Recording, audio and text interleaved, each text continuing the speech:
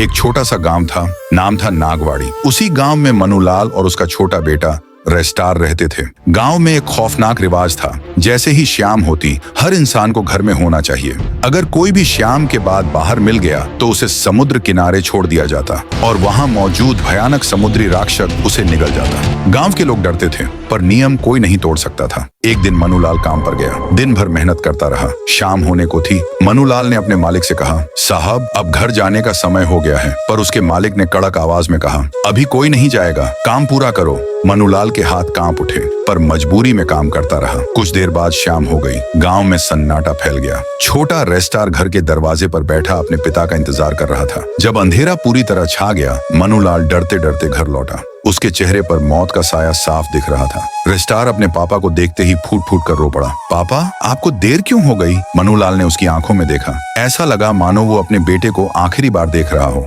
वो धीरे से बोला, बेटा रो मत, मेरा समय आ गया है। फिर भारी कदमों से समुद्र की तरफ बढ़ गया। छोटा रेस्टार चुप नहीं बैठा, वह रोते हुए पीछे पीछे दौड़ पड़ा। पापा, पापा रुको! समुद्र किनारे पहुंचकर उसने वो मंजर देखा। रायस्टार चीखा, पापा! उसकी आवाज हवाओं में गूंजती रही और वो वहीं बेहोश होकर गिर पड़ा। कई साल बीत गए। अब रायस्टार बड़ा हो चुका था, गांव के सबसे अमीर और ताकतवर लोगों में एक बन चुका था। पर उसके दिल में एक ही जख्म अब भी ताजा था, उसके पापा की मौत और गांव का वो श्रापित नियम। एक दिन उसने पूरे गांव की मीटिंग बुलाई। सरपंच भी आ गया। रेस्टर ने कड़वी आवाज में पूछा, ये कैसा नियम है? शाम के बाद कोई घर नहीं आया तो उसकी जान ले लो? क्या इंसानों की जान की कोई कीमत नहीं? सरपंच ने धीरे से कहा, बेटा रेस्टार, ये नियम कई सालों से चला आ रहा है, इसे मैं नहीं बदल सकता।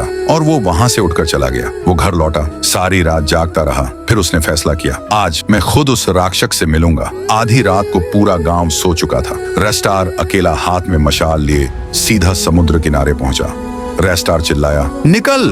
मैं जानना चाहता हूँ तू कौन है और ये नियम क्यों है? अगले ही पल समुद्र फाड़कर वही विशाल राक्षस बाहर निकला, जिसने सालों पहले उसके पिता को निगल लिया था। रेस्टार ने कांपती आवाज में पूछा, राक्षस गरजा। उसकी आवाज आसमान तक कांपी। ये गांव वालों की गलती थी, मैं सिर्फ वो लेता हूँ जो इस गांव ने मुझे दिया है। रेस्टार का दिल फटने लगा। उसे एहसास हुआ गांव के लोग सच छुपाते रहे और एक निर्दोष पिता मर गया। रेस्टार ने अपना डर छोड़ दिया। उसने जोर से कहा, आज ये नियम खत्म होगा, आज से कोई भी बेकसूर नहीं मरेगा। राक्षस ने भारी आवाज में कहा, अगर तुम ये नियम तोड़ना चाहते हो तो तुम्हें अपनी जान देनी होगी। अगर मेरी मौत से गांव बचता है तो मैं तैयार हूँ।